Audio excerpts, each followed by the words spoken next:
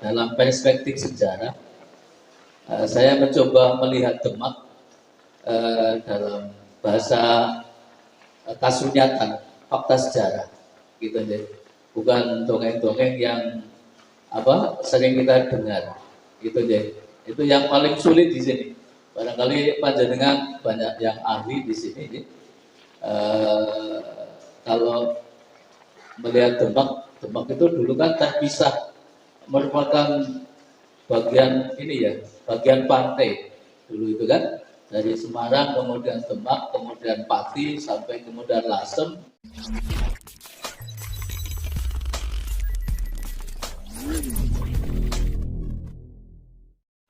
Bismillahirrahmanirrahim. Assalamualaikum warahmatullahi wabarakatuh. Alhamdulillahirabbil alamin wa bihi nasta'inu ala umuri dunya waddin.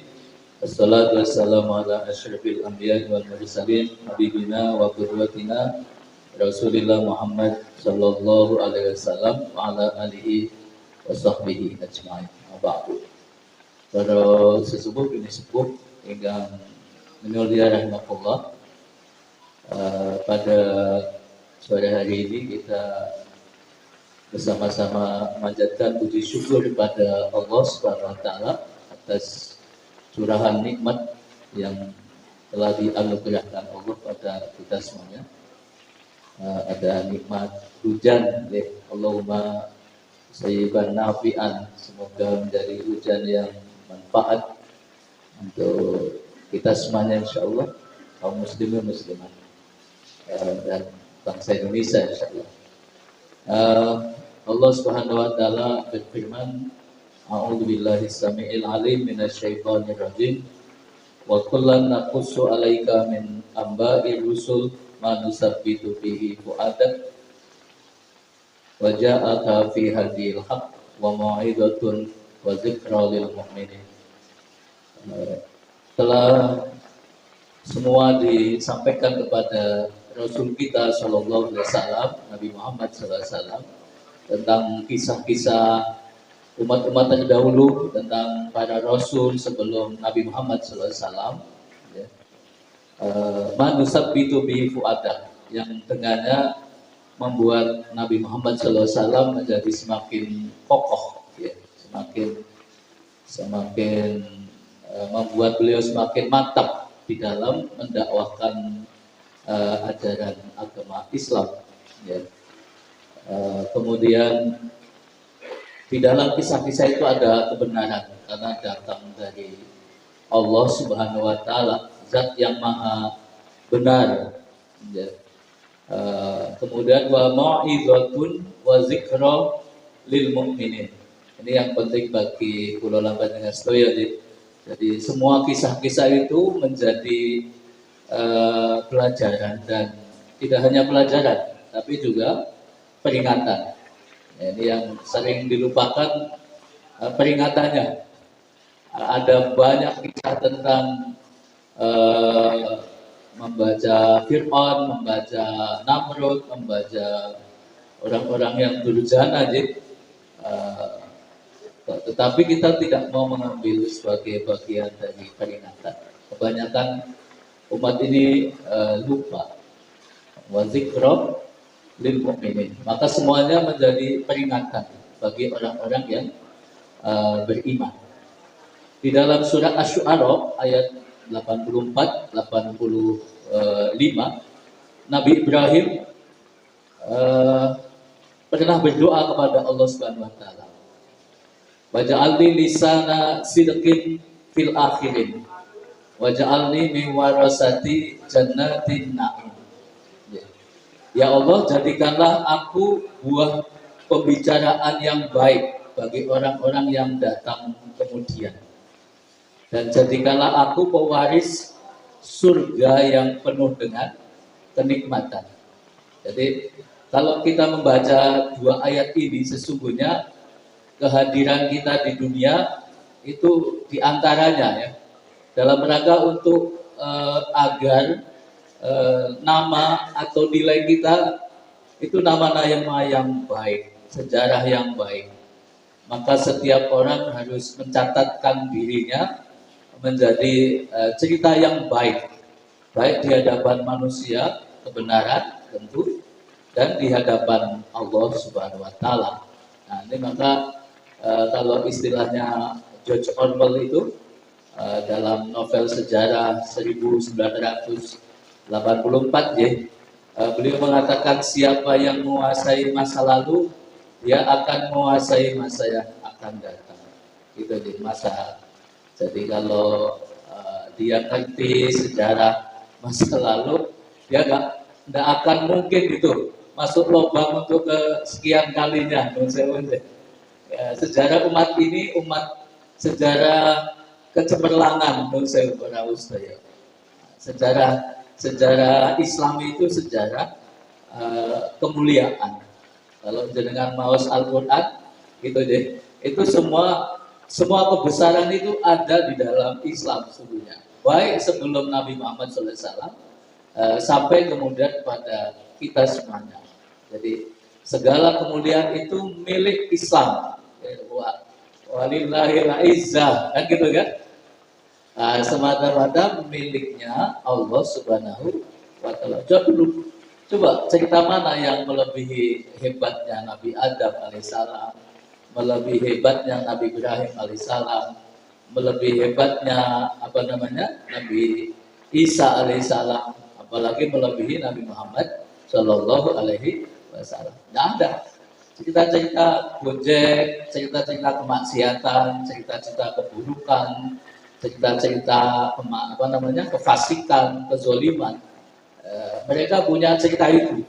Nah, sayangnya kalau istilah Jawa itu, pamor kita itu sering kita lupakan. Pamor kebesaran Islam itu sering kita lupakan. Sejarah umat ini yang cemerlang itu sering tidak dibaca. Gitu kan? Jadi kita lupa membaca sejarahnya sendiri, menulisnya apalagi. Jadi kalau jenengan meneliti di mana-mana, itu pasti akan kesulitan di dalam catatan. Itu. Jadi orang Islam itu hanya tutur tinulan saja seringnya, tidak mau menulis kiainya seperti apa, tidak mau menulis orang-orang yang baik di sekitar kita, tidak kita tulis. Ya. Kemudian ada orang yang menulis sejarahnya mereka, kemudian diusulkan menjadi pahlawan nasional, menjadi dadan bangsa dengan tulisan yang lengkap sekali. Akhirnya kita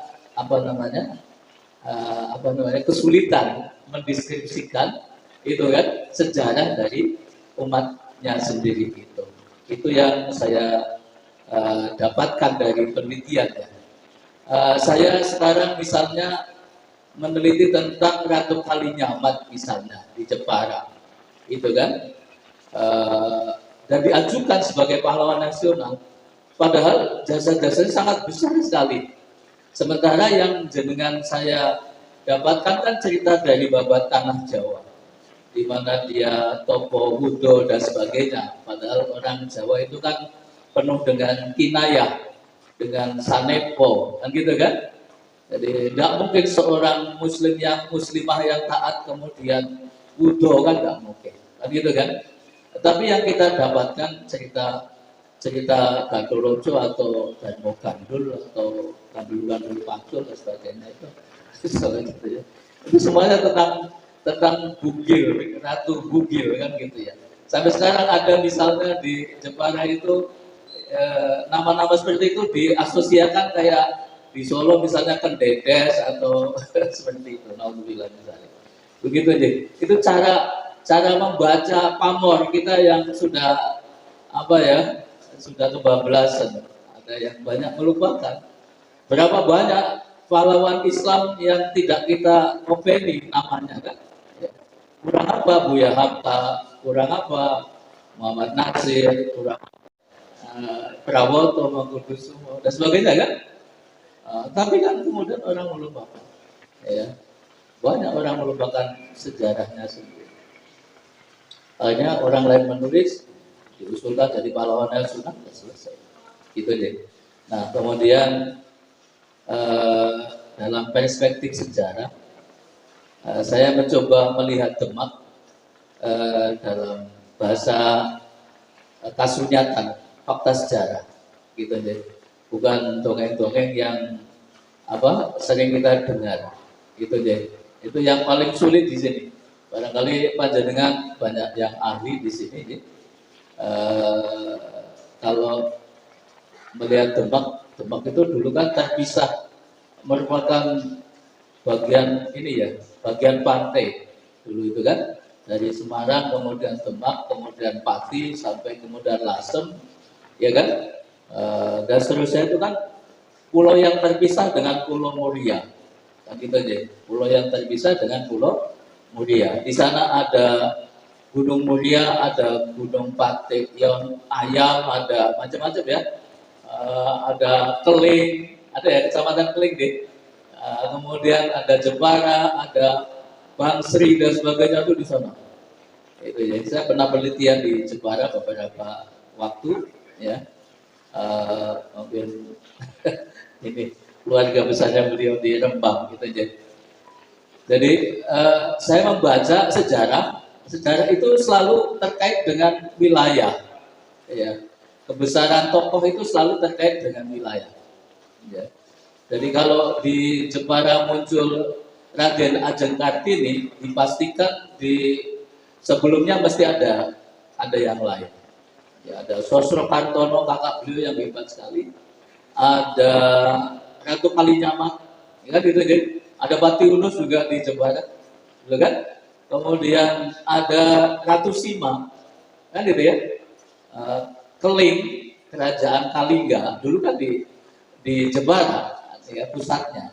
Ada Pakelingan, Pekalongan sekarang, kan gitu ya. Ada Pekalongan atau Pakelingan, itu wilayah Kalingga juga, itu ya.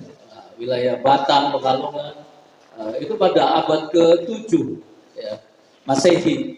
Ya. Pada abad ke-7 Masehi sudah ada orang Tashi, pangeran Arab yang datang ke Kalingga. Yang hikayat Arab itu loh, yang ada orang Arab yang datang Kalingga untuk meneliti kejujuran orang Kalingga, kemudian menempatkan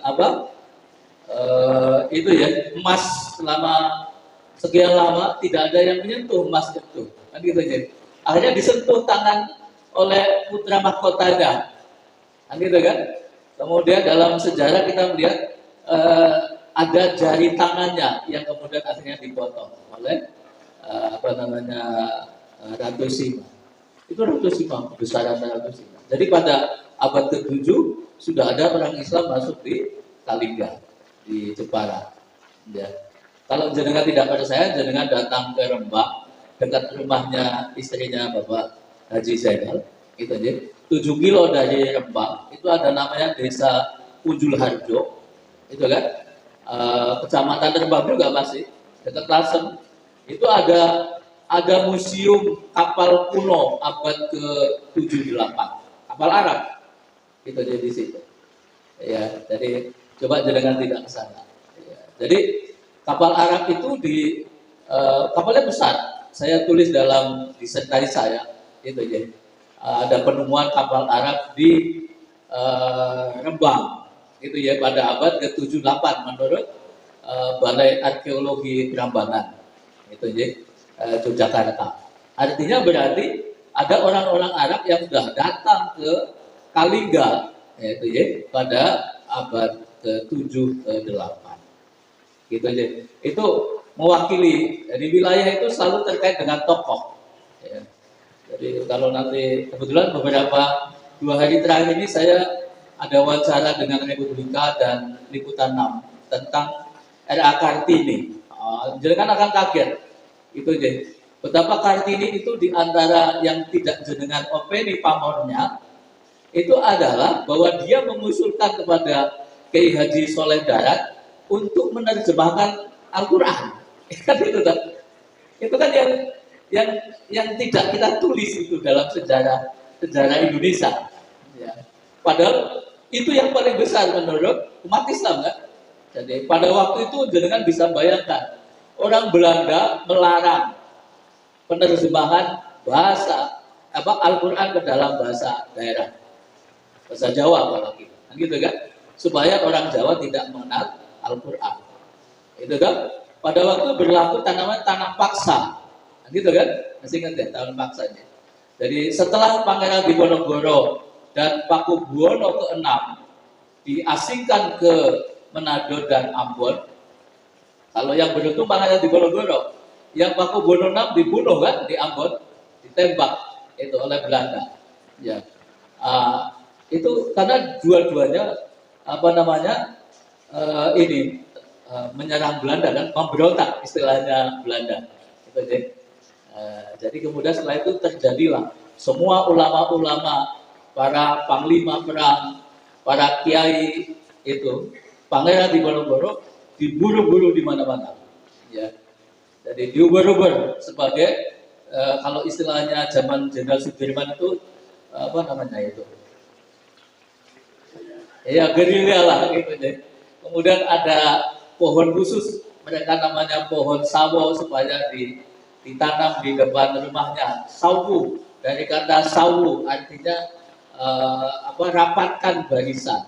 Ya, namanya dari pohon sawo, sawu, kan gitu kan? Dari situ. Itu juga nanti kalau cerita begini agak lama banget ya. Sampai Ihsan juga nggak ada.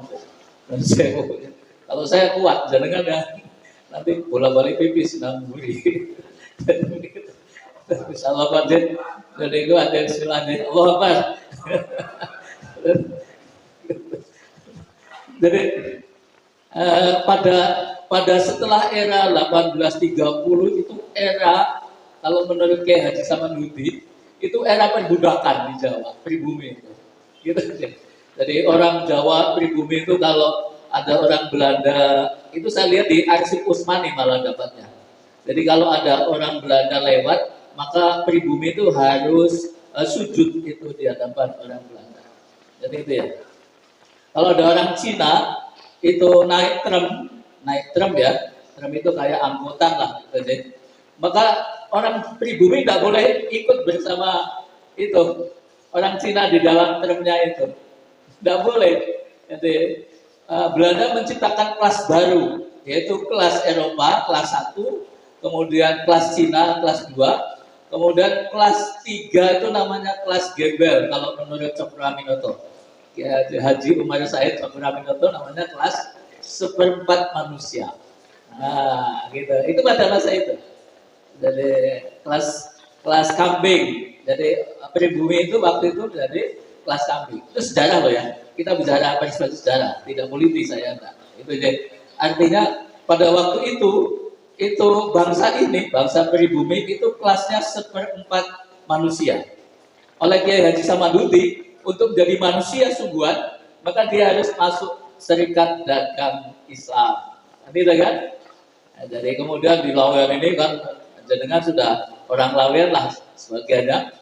Itu mereka kalau rapat-rapat tuh di dalam bunker-bunkernya Lawean. Sampai hari ini kan masih ada.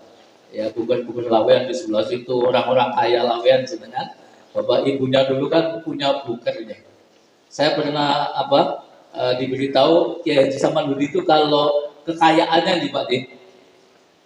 Kekayaannya tuh per hari itu kalau dia pengen ngambil emas itu nyuntik pakai tongkatnya itu. Jadi zaman dulu begitu Pak. Jangan kan nggak punya seperti itu.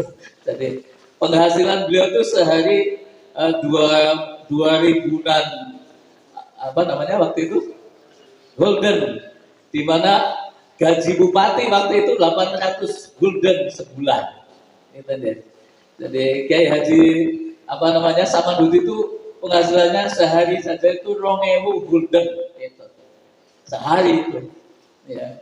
Sementara gaji bupati sebulan berapa? 800.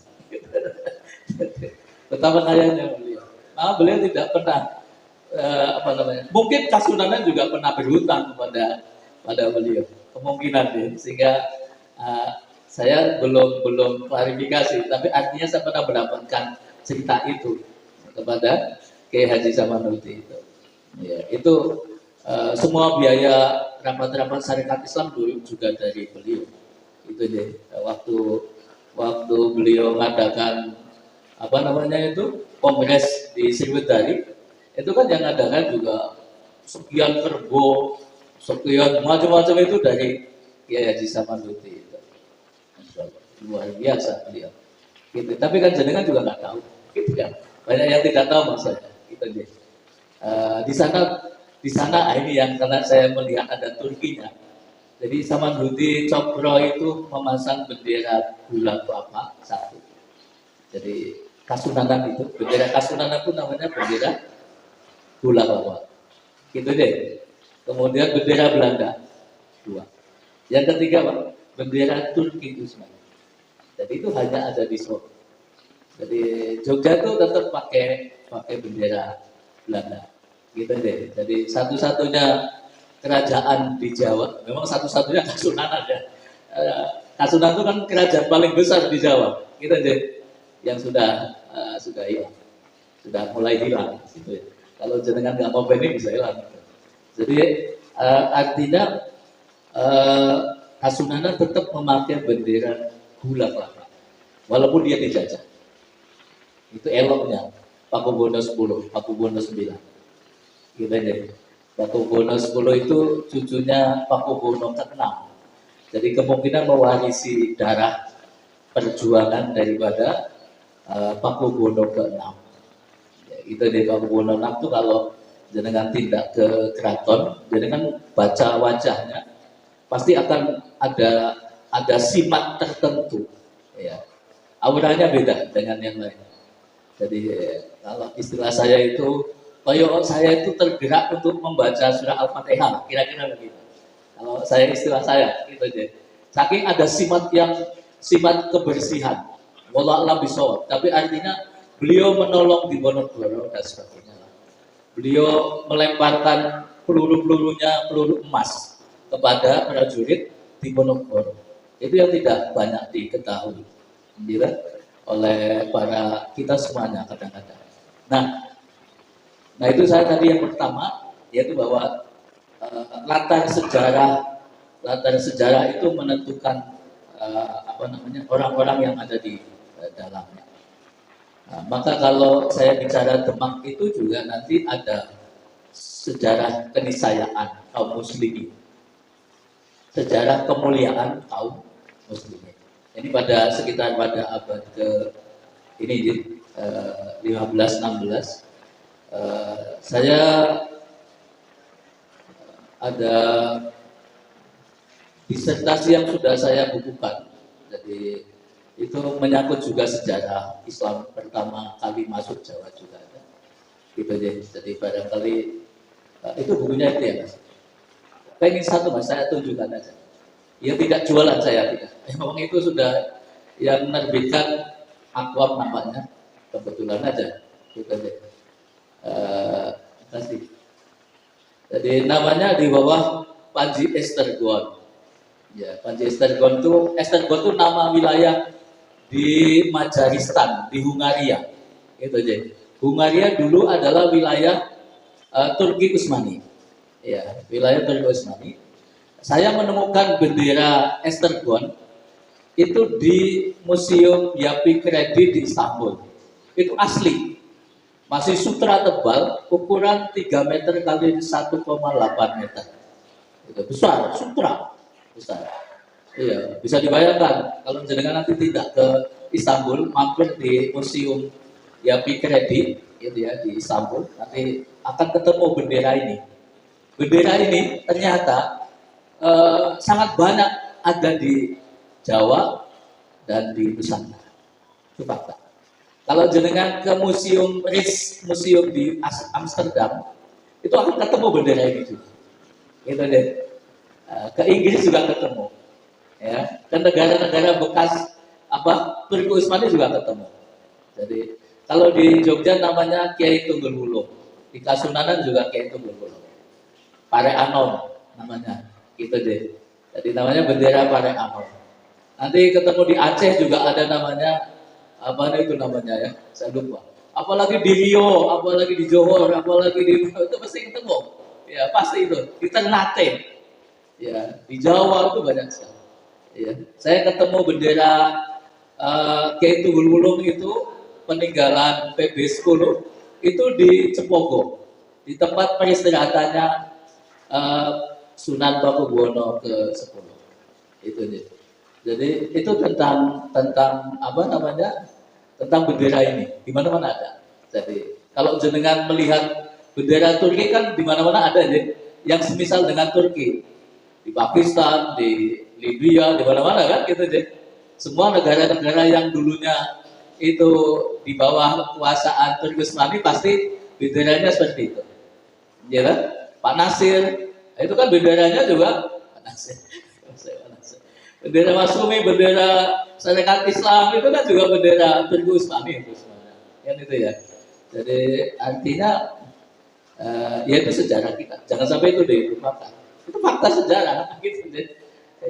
Bukan fakta politik, fakta sejarah. Gitu deh. Kemudian nama Demak. Ini saya pengen supaya Demak itu bahwa sekarang tempatnya di mana karena mungkin sudah apa namanya? Artinya tuh jelas ada Demak itu. Secara politik ada, secara sejarah juga ada. Itu kan. Di peta juga ada. Itu deh. Demak itu kalau menurut Omar Amin Hussein itu dari kata Dimyat, artinya meniru kota di Mesir itu menurut beliau ya. Karena kebetulan dulu Sunan Gunung Jati itu adalah salah satu keturunan daripada orang Mamluk gitu kan. Kemudian di antara para ulama yang ada di Mesir itu di dinasti Mamluk itu kebanyakan banyak para ulama Jawa yang ada di sana. Atau para ulama Jawa biasanya berangkat dari dinasti Mamluk, banyak dinasti Mamluknya. Termasuk Sunan Gunung Jati. Itu aja. Kalau kita membaca petanya Mustafa bin Abdullah, namanya Haji Khalifah atau Haji Khalifah atau Khatib Jalali, di Turki banyak. Kalau jangan masuk ke Turki, ke Istanbul, nanti banyak sekali peta-peta ini, itu peta ini. Jadi peta Demak disebut sebagai atau nama Demak disebut sebagai Dume di sana. Dume Yapara. Di sini ada lagi Jepara itu ditulis dengan kalimat Vivare. Semarang itu ditulis dengan Semira. Sepdak itu ditulis dengan Sedayu. Surabaya itu ditulis dengan Yanten. Benderuke itu Panarukan dan Belembu itu Belambangan. Itu di peta itu. Jadi saya menemukan Masjid Demak itu tahun 75 oleh Presiden Soeharto. Itu justru ada di museum di Turki. Gitu deh. Jadi kita nggak bisa merawat data di Pak D. Aku nggak ngelak AWD saja. Nek AWD orang dijajah Belanda karo Inggris gitu yo. Data-data ini lengkap ya gitu ya. Saya wujud. Jadi ada untungnya dijajah itu. Ya kita boleh untungnya lah gitu aja. Ada baiknya kita dijajah karena datanya masih lengkap ada di sana gitu aja. Iya masih di Belanda itu masih tadi saya komunikasi WA dengan teman di Amsterdam tolong aku difotoke neng museum Ritz ya. Ritz Museum itu bisa ngambil di Google bisa. Ritz Museum nanti dengan ngambil bahasa Jawa masih bahasa Indonesia banyak sekali di situ. Termasuk ada bendera Turki Utsmani juga. Ya di Ritz Museum. Ya belum di Inggris ya, dengan banyak sekali. Ini tentang keadaan. Salam dalam yang jenengan paus itu sering banyak sejarah Demak dan sebagainya sekitar sejarah Demak. Demak berasal dari bahasa Arab Dima, artinya rawa, gitu. Karena Demak dulu ada di rawa. Menurut Raden Muhammad Ali dan Raden Ngabai Purbacaraka, Demak itu berasal dari bahasa Jawa, Delemak atau Gemelak, itu artinya tempat yang berlumpur atau paya-paya atau tanah berair atau berawah, gitu gitu. Itu menurut beliau. Itu dia. Kemudian ini yang penting. Di Tibet merujuk Ahmad bin Majid menjelajah ke Nusantara waktu itu. Beliau juga sampai di Demak. Bahwa Demak waktu itu ibu kota kerajaan. Jadi artinya Demak sebagai sebuah kekuatan politik Islam pada waktu itu tuh nyata, bukan bukan abal-abal. Gitu sih. Nah, ini yang penting ya. Jangan sampai ada orang yang mengatakan apa ini Demak. Ya. Saya mengikuti diskusi di beberapa grup WA ya, yang yang yang nakal-nakal itu sih, grup WA yang nakal-nakal tentang sejarah Jawa itu kan. Wah itu kalau saya komentar sedikit tentang yang agak berbeda itu ya nanti wah ini Mas Kasori kadrun ya sebagainya pasti akan muncul kalimat itu ya pasti akan muncul itu. Jadi padahal Demak nyata ya. Tapi orang karena kita nggak punya narasi yang bagus tentang sejarah sendiri akhirnya disepelekan oleh orang. Ya, saya bilang lu punya data apa? Saya bilang gitu kan. Artinya kita bicara data aja, nggak usah pakai aneh-aneh gitu. Tapi mereka menulis sejarah Hindu itu sangat luar biasa. Ya, jadi ini barangkali jenengan harus tahu ya bahwa mereka sekarang sedang menulis sejarah Hindu juga dengan cara yang sangat luar biasa. Katanya bisa sejak zaman perang itu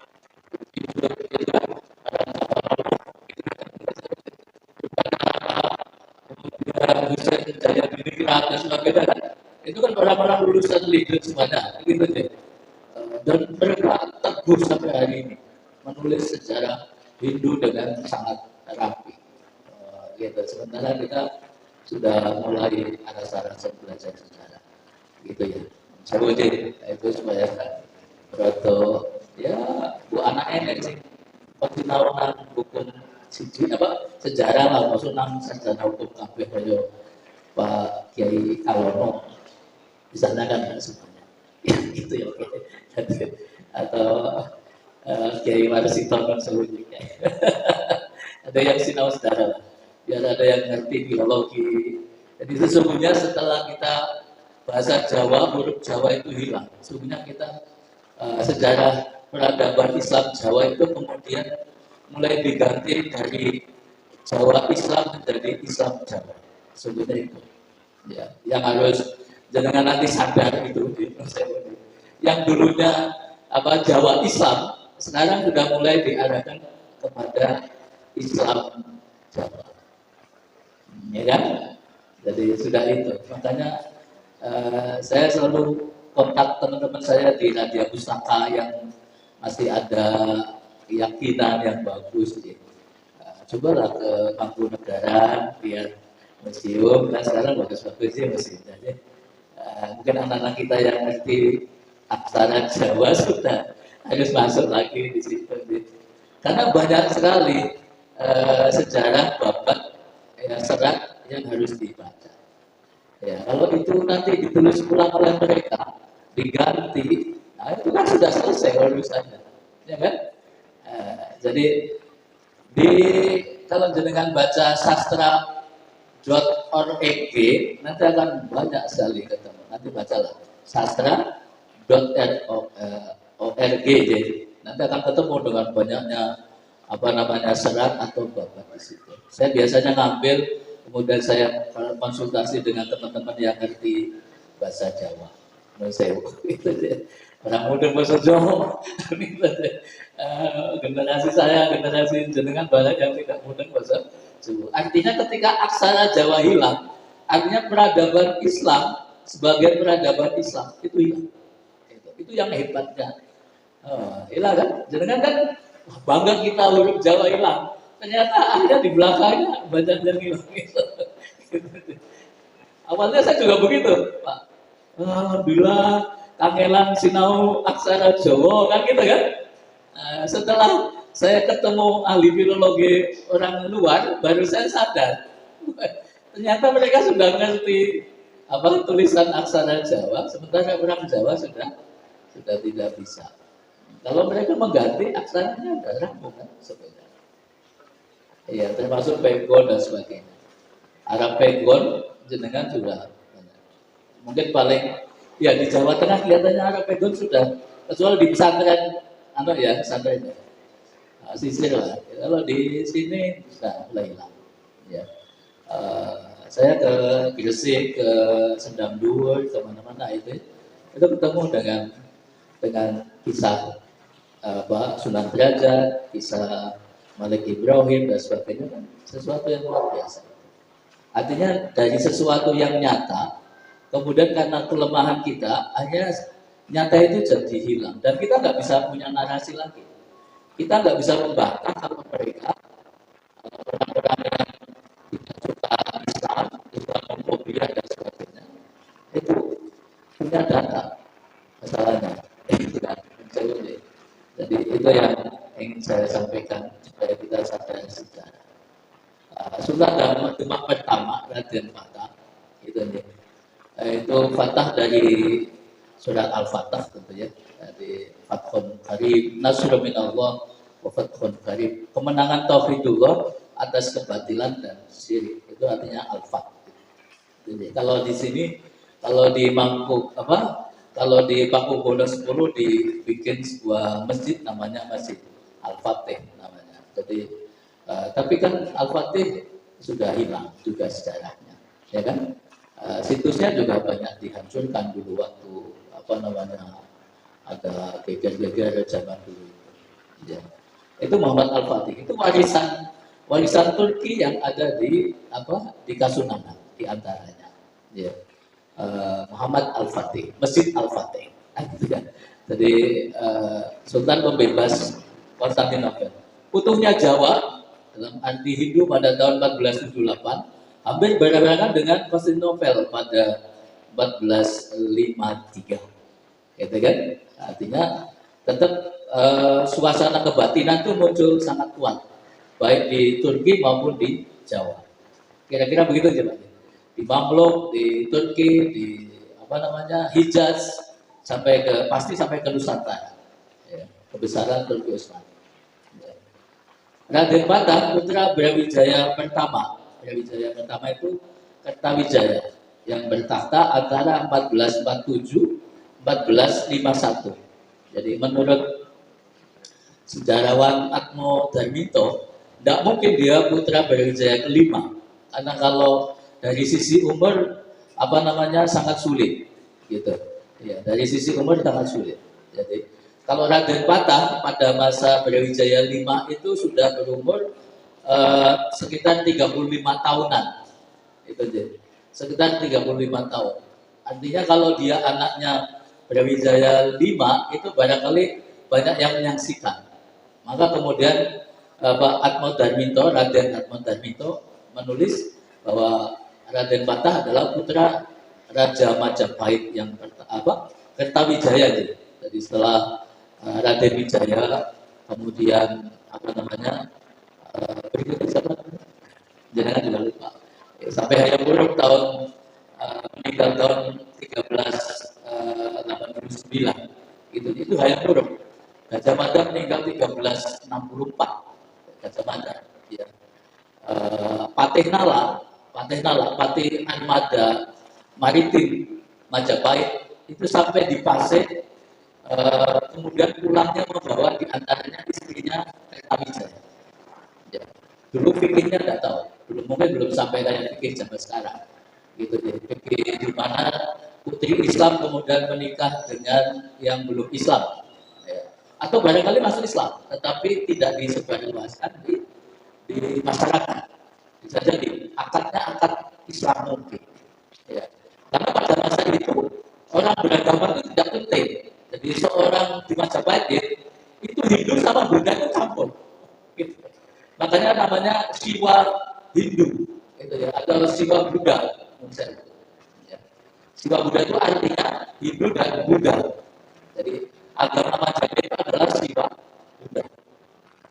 Maka kemudian Kertawijaya mengatakan pada Sunan Ampel, ya, kamu boleh berdakwah, gitu kan? Boleh berdakwah di Majapahit. Ya, silakan di mana saja, asalkan kamu tidak memaksa, gitu ya.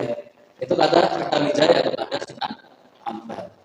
Ya, jadi kamu boleh mengislamkan, tapi syaratnya kamu mereka secara sukarela. Boleh jadi saya juga akan memeluk agama Islam. Itu kalimat itu juga muncul. Ya.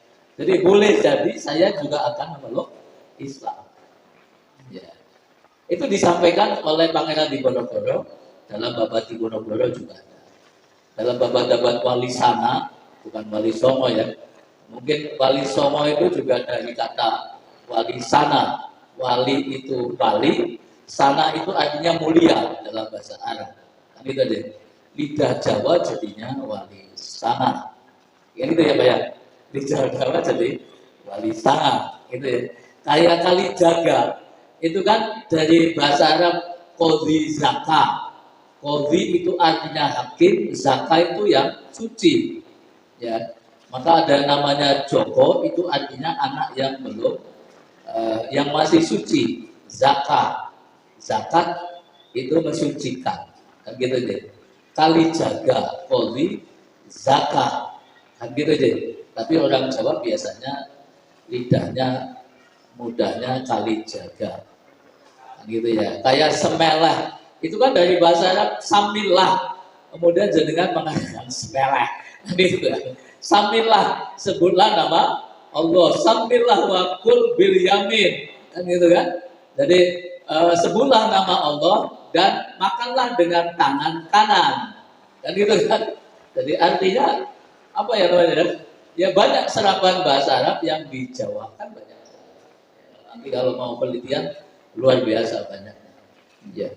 Jadi itu sambillah, semelah. Aduh ya, gitu ya, semelah. Gitu ya. Nama kecilnya Raden Patah namanya Raden Hasan. Ya. Kemudian ini putranya Kertawijaya.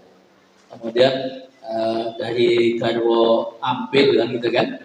Dari Garwo Ampilnya Kertawijaya, kemudian karena istri pertamanya cemburu biasanya kalau punya istri lebih dari satu kan biasanya cemburu gitu, itu macamnya. Akhirnya emang biasa aja. Kalau saya misalnya kesulitan punya istri dua itu nanti anaknya kalau anak sungkeman itu bingung, takut. Belum Pak Haji Zainal belum berani karena mungkin jadi namanya diasuh, kemudian istrinya Garwo Ambilnya Kertawijaya, kemudian dinikahi oleh Aryo Daman, jenengan kenal semuanya. Nama aslinya Aryo Dilah atau Aryo Abdullah.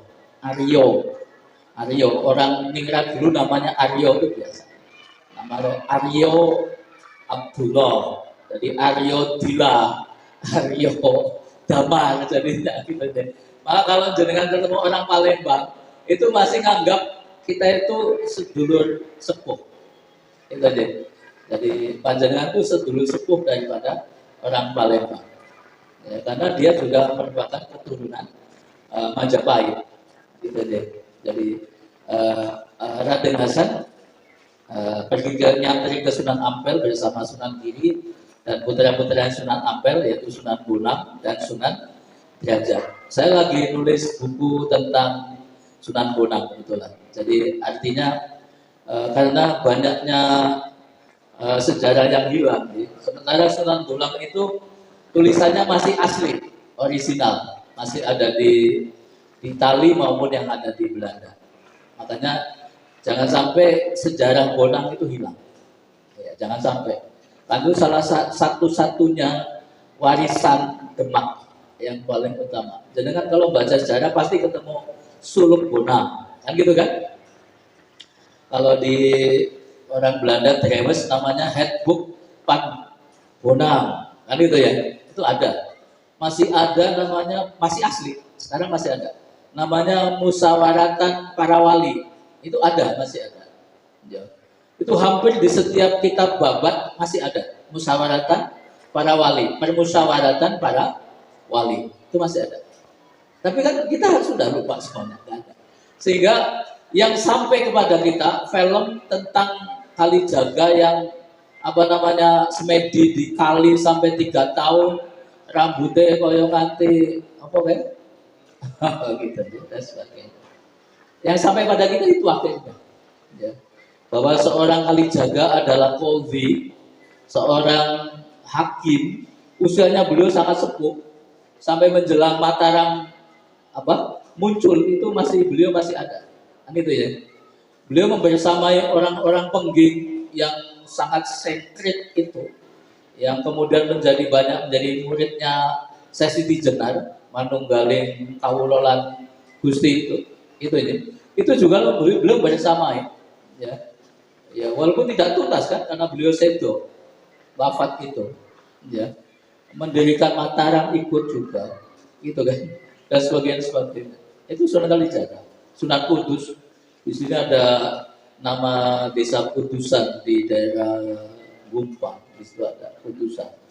Dulu di situ sampai daerah mungkin sampai jam berapa ini? Cerita sejarah kami lakukan. Jadi sampai dari Kudusan sampai ke selatan sana, ya itu daerahnya Sunan Kudus, orang-orang Kudusan. Jadi Jawa itu ada backup Sunan Kudus juga. Jadi jangan di Mataram itu, Pajang itu juga ada Sunan Kudus. Tidak hanya orang Sunannya Kalijaga juga bukan. Meneliti itu deh tentang Sunan Kudusnya yang lebih bersih, lebih dan sebagainya. Gitu deh. Yang kita dengar ya dari pengging, dari tingkir, dari apa namanya, dari sragen dan sebagainya. Itu ya dari mana lagi? Dari Cetro, dari suku, ya. Suku kan berhadapan dengan pengging kan? Karena kerajaan pengging dulu itu wilayah itu masuk wilayah apa namanya? Kerajaan pengging. Ya jauh sebelum adanya Demak ya. Oh iya, ini jangan oke banget ini ya. Jadi gimana Pak? Ini saya masih belum cerita apa-apa loh ini. Ya, ini belum kekuatan ekonomi Demak, ini ya. Itu kalau mungkin Pak Haji Zainal nanti ngejak saya ke Tirakat lagi, niklah lagi ke mana? Ke Jepara, luar biasa. Kekuatan politiknya saya petakan. Kehidupan sosial dan keagamaannya, itu kan. Hubungan Turki Demak lah, mungkin nanti ini jam berapa? 20 menit ya. Serba pendek-pendek deh. Nanti kalau yang pengen ngasto buku ini ada di sana. Tidak mahal insya Allah. Saya juga nggak tahu. Saya nggak jual dulu lah. Yang jualan itu penerbitnya. Jadi Turki Demak setelah tahun 1517 itu kemudian Salim I menjadi Khadim Al-Haramain, gitu, menjadi penjaganya Haramain. Itu setelah tahun 1517 ya. Kemudian citra Turki menjadi sangat terkenal di Jawa, di Nusantara. Itu aja. Di Jawa Nusantara itu. Jadi itu citra tentang Turki ya. Itu pertemuan. Nah, ini yang banyak yang tidak tahu. Pada masa itu Portugis itu memaklumkan perang salib. Jadi sejarahnya begitu. Jadi setelah Portugis kalah di Turki, di Bizantium, kemudian dendam kesumatnya itu pada waktu perjanjian Tordesillas 4 Juli 1494 itu perjanjian Tordesillas. Jadi dia akan menjelajah itu maknanya menjajah. Itu jadi itu akan menyebarkan namanya gold, itu kan, glory dan gospel, kan gitu kan, itu seluruh itu. Jadi itu di buku ini sebagian saya sampaikan perang salib di kawasan Samudra Hindia ya. Maka kemudian pada tahun 1525 Salman Reis melaporkan kepada Sulaiman Agung, ini Sultan Turki setelah salib gitu, kekejaman Portugis di Samudra Hindia, mempertimbangkan Sumatera dan Malaka sebagai pusat perdagangan merica dan rempah-rempah yang penting bagi Turki. Jadi mulai tahun 1525 itu Turki kemudian secara langsung itu aja sudah mulai ke arah timur. Kalau para ulama sudah lama itu aja. Kalau secara militer itu mulai melirik ke timur, ke Nusantara dan ke Jawa. ya, ke Malaka dan ke Sumatera. Ya. Di buku ini saya sampaikan dari National Geographic, saya mengambil National Geographic, jadi bahwa yang namanya Vasco da Gama itu membakar kapal haji yang isinya 300 orang setelah dirampok emasnya. Kemudian orangnya dibakar di kapal. Itu bukan dari cerita orang Islam, tapi yang cerita di National Geographic. Saya tulis di buku ini. Ketika mereka datang ke Goa, India itu. Ya. Jadi itu membakar jamaah haji, orang-orang yang baru pulang dari haji. Makanya di antara yang jenengan kadang-kadang suudon nih, menurut saya ini. Kenapa raja-raja Jawa tidak atau belum pada naik ibadah haji? Itu di antaranya faktor perompakan semacam ini. Itu jadi keselamatan. Jadi dan jenengan kadang-kadang kok Sultan Hamengkubuwono kok hanya mengutus Kiai Haji Ahmad Dahlan, tadi misalnya gitu ya. Kiai Haji Suja, kan gitu ya. Kemudian Pak Kubono ke 3 atau 4 itu hanya mengutus para abdi dalamnya, termasuk kemudian banyak tafsir anomnya yang naik haji bukan sunnahnya, karena faktor ini para ustaz, keamanan keselamatan. Ya. Karena perampok atau perompak ya namanya ya, perompak. Jadi perompak itu. Ke zamannya Vasco da Gama, Alfonso Dal Buku dan Quiu itu sangat luar biasa. Ya. Kemudian pada masa itu dalam konteks sejarah itu membantu Demak karena alasan keseimbangan kekuatan ekonomi di Nusantara pasca Malaka dikuasai Portugis. Ya. Jadi Malaka itu miliknya Jawa, Pak. Pangeran Jawa itu punya Malaka. Itu deh. Semenanjung Melayu itu miliknya Jawa. Jadi jangan heran kalau ada Reok Ponorogo diakui Malaysia itu memang orang Jawa di sana semuanya. Gitu ya. Jadi seorang pangeran Jawa menurut Tom Peres, jangan bisa baca Tom Peres kan, yang Suma Oriental, itu punya budak sampai 6.000 orang di Malaysia, di Malaka itu. Jadi luar biasa orang Jawa itu suka menjajah sejak dulu. Jadi menurut saya juga itu artinya sampai di Malaka. Maka Pati Yunus, kenapa Pati Yunus menyerang Malaka? Ya karena kepentingan bisnisnya beliau juga diantaranya di Malaka. Gitu aja. Kepentingan orang Jawa jadi Malaka, ekspor beras, ekspor lada, ekspor merica, ekspor rempah-rempah itu di antara pusatnya di Malaka. Jadi kalau tidak ada kepentingan itu ya mungkin ya nggak begitu amat lah.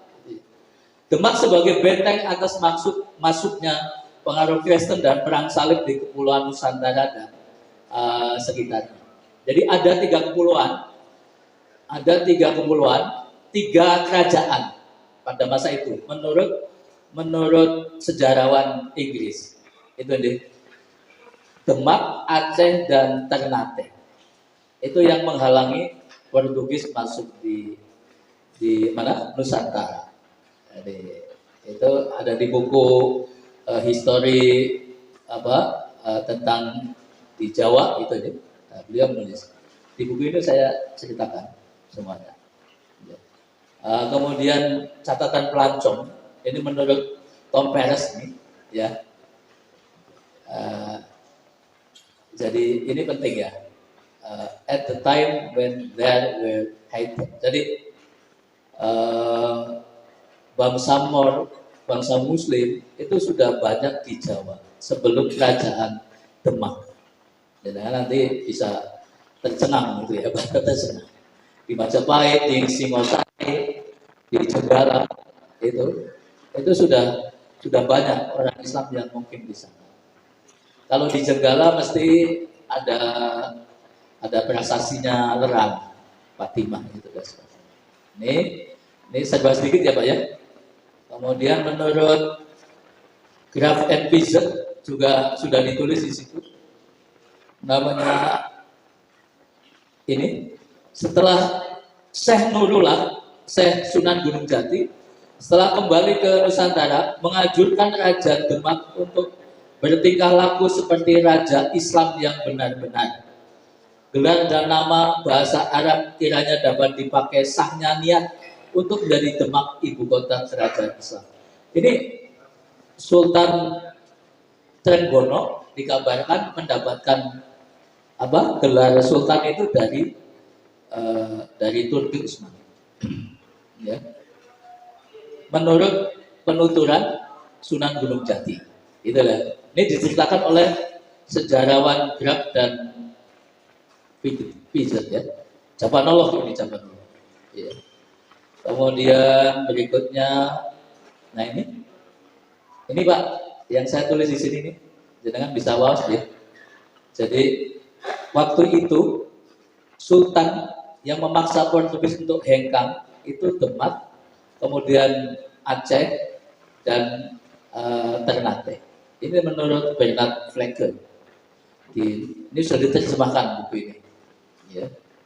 Jadi setelah perang salib itu di Mediterania sudah selesai, kemudian Portugis membawa perang salib ke kawasan Samudra Hindia dan ke timur jauh, ke Filipina, ke Brunei, ke Melayu dan Nusantara. Ya, waktu itu maka dimulailah perang suci antara bangsa Mor dan tentara salib yang telah berkecamuk bolak-balik di Laut Putih. Laut Putih itu bahasa Islam, jadi Laut Tengah atau Mediterania. Sekali lagi dilanjutkan, tetapi sekarang di Indonesia yang jauh. Dengan serangan pertama, armada Portugis menghantam negara bagian Malaka. Tetapi 3 kerajaan lainnya muncul untuk menjaga bendera hijau Nabi melambai di kepulauan Nusantara. Itu kebesaran Demak, Aceh dan Ternate. Pada bahasa itu. Ini yang disampaikan oleh tadi, itu ya, Plato, ya, bukan orang Islam. Ya. Ini orientalis apa bukan ya? Tidak tahu. Sejarawan lah ini. Ya. Ini sudah jam 17.25 ya. 5 menit ya. Membuat saya pengen ada masukan dari sini. Ini Turki luar biasa banyak. Nanti kita kalau perlu saya tak ceramah lagi kapan-kapan. Itu dia. Maturun. Di antaranya ini ada pada waktu menyerang Pasuruan ada 300 tentara Turki, Abyssinia, Habsyah, maksud saya, Aceh, kemudian ada tambahan 400 kapal yang menempuh di situ. Itu masa itu. Ini Turki ya. Saya rasa itu aja. Jadi matur nuwun atas perhatiannya. Jadi mungkin masih banyak yang belum saya sampaikan. Mudah-mudahan nanti pada kesempatan yang lain bisa dilanjutkan. Nyuwun pangapunten kalau ada yang hilaf dan salah. Semoga bisa menjadi kajian kita ke depan. Monggo.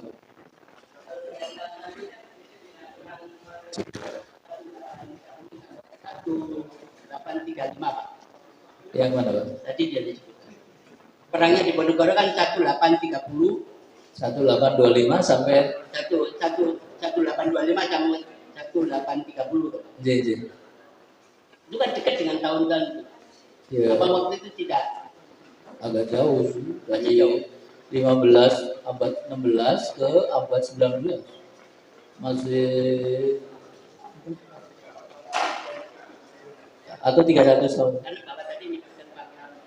Iya betul. Pada awalnya saya kan pengen mencari latar belakang aja, setting sejarah pada masa bahwa tokoh itu selalu terkait dengan wilayah. Maka orang Solo itu punya kebesaran wilayah. Menurut saya sih. Jangan yang lain di Solo atau sekarang dari warga negara Solo, sesungguhnya mestinya punya kebesaran sejarah Solo. Itu aja. Tadi saya mau menyambungkan itu saja. Terima kasih Pak. Atau dua. Cek, makasih. Satu lagi kan. Oke. Pak Ketua. Pak Karim, Pak. Enggak, jadi begini Ustaz. Kalau kita melihat sejarah Turki Utsmani, Ya. itu kan sebuah kekuasaan Islam yang sangat luar biasa. Ya. Bahkan dunia mengakui bahwa itulah kejayaan Islam selama 7 abad. Ya. Nah, di sisi lain, seharusnya Turki Utsmani ini pada waktu Indonesia dijajah oleh Belanda, seharusnya dia kan bisa membantu untuk menyelamatkan Indonesia dari jajahan Belanda. Seharusnya. Ya. Tapi kenapa tidak dilakukan? Ya. Apa mungkin tenggang waktu? Padahal kekuasaan Turki itu sampai akhir tahun 1924 Kemerdekaan Atatürk. Nah itu kira-kira kenapa sebabnya? Kondisi sejarah. Ya. Sampun. Matur nuwun. Pada tahun 1882 sesungguhnya sudah ada konsulat jenderal Turki Utsmani di Batavia. 1882. Jadi pada masa-masa tadi setelah Diponegoro itu, masa-masa perbudakan Belanda terhadap Indonesia, pribumi ya saya. Itu sudah ada konsulat jenderal di Jakarta, di Batavia, dan di Singapura. Gitu ya. Faktor Turki sudah menolong waktu itu. Hanya karena kebetulan tentu Turki tidak akan mungkin karena jauhnya tempat ya. Dari sana Eropa sana sampai ke sini kan tentu sangat jauh ya. Sangat jauh waktu itu ya. Jadi mungkin untuk mengirimkan kapal-kapal perang ya sangat kesulitan lah ya. Jadi mungkin masalah beratnya itu. Tetapi ada komunikasi SI Syarikat Islam dengan Turki Utsmani di konsulat jenderal. Ada komunikasi Pakubuwono 9, 10 dengan Turki Utsmani itu ada. Saya punya arsipnya. Itu ya, ada arsip. Dan waktu itu Turki sudah mulai landai. Gitu ya. Karena rombongan Inggris dan Yahudi Israel sudah masuk di kekhalifahan di Turki. Akhirnya memunculkan nama Kemal Pasha itu. Kemal Atatürk ya, saya menyebutnya tidak pakai Pasha. Kemal Atatürk, gitu kan? Atau Kemal lah, Mustafa Kemal aja. Kan itu ya. Jadi kalau Pasha itu nama kebesaran masalahnya gitu aja. Jadi Mustafa Kemal lahir dari rahimnya Inggris dan Yahudi masalahnya. Gitu. Jadi pada masa itu Turki sudah mulai runtuh gitu. Dengan rongrongan dari Inggris dan sekutu-sekutunya waktu itu. Saya rasa itu agak kesulitan memang waktu itu. Hanya kemudian orang-orang Indonesia bisa bebas untuk kirim surat ke konsulat untuk minta perlindungan, termasuk menyekolahkan orang-orang Indonesia, Kasunanan, Jogja untuk sekolah di Turki, terutama dari orang-orang keturunan Yaman, orang Arab yang disekolahkan ke Turki. Itu ada, arsipnya semuanya ada. Gitu aja. Itu. Saya kira cukup ya. Sementara tidak mau mengumumkan. Ya. Nanti di dalam di diskusi kelompok. Baik, berhormati, masih luas sekali cakupan untuk materi pada sore hari ini, luar biasa. Kita bernostalgia yang luar biasa. Berhormati, sebelum kita akan berbuka puasa, akan kami sampaikan untuk yang akan diskusi kelompok oleh Ustadz dan tadi sebagian jadi 4 kelompok. Nanti 4 kelompok ini masing-masing berdiskusi dengan tema yang berlainan, ya, berlainan mengacu pada materi ini. Untuk kelompok 1 nanti akan diisi oleh Pak Kaji Bambang Irianto, Bapak Suteng Supriyanto, Bapak Indras, Bapak Muh Lutfi, Bapak Sutrisno SS, Bapak Muh Hidayat, Bapak Sarono Hasan. Kelompok 1 nanti yang akan membahas ya, nanti bisa lebih tajam lagi kiat-kiat untuk menghargai para pejuang. Nah, ini apa kiatnya? Kan selalu tersentuh ya, misalkan dilupakan. Misalkan tadi sampaikan Kiai Nyamat, ada lagi tadi Pak Yunus. Nah, itu masih belum disentuh. Kira seperti apa kiatnya? Kelompok 2 Pak Suyut Purwati, Pak Darmojo, Pak Suwaris, ya. Pak Ahmad Sukidi, Pak Harto P, Pak Tri Cahyono, Pak Rom Sulaiman. Nanti akan bahas tentang bagaimana cara mewujudkan peradaban Islam di masa sekarang ini dengan melihat peradaban yang lalu untuk berreferensi. Bagaimana kiatnya? Angkat lagi ya, ben caturu, Kelompok 3. Nah, ini Pak Wasita Adnan, Yai Pak Suharto Purwo, terus gimana salam ke ya. Pak Mulyono, Pak Masuri, Pak Dedi Marsudi, Bapak Edwin Waloyo, Pak Suharjo. Ini karena kita punya tokoh yang sangat luar biasa tadi, duitnya pirang-pirang. Ini menonton peran IBI dalam menggerakkan ekonomi. Mencontoh di Samanudi. Kira seperti apa? Ngedeke toko, koperasi, jadi suki ini. Gitu kan? Nomor 3. Peran IBI dalam menggerakkan ekonomi. Ya. 3 sama anjing ini tadi ya itu menarik semua.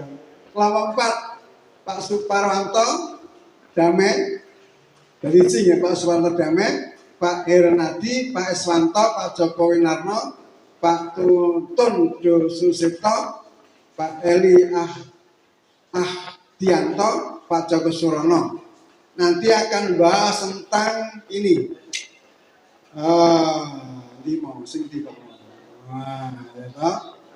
Korelasi peradaban Islam Demak dengan peradaban masa kini. Hubungannya apa kira? Nah, ini apa ini? Tambah apa nih? Benaturu apa korelasi ini? Dakwah dulu Demak saya tonton saya, terakhir saya ini pas orang gitu loh Pak. Mesin jepas ini, wajah taman itu berada. Terima kasih, saya kira begitu ya, nanti bisa dipertajam, belum lampau ya, belum selesai. Pertama nanti berikutnya tutup kena itu ada ya. Yang kedua masih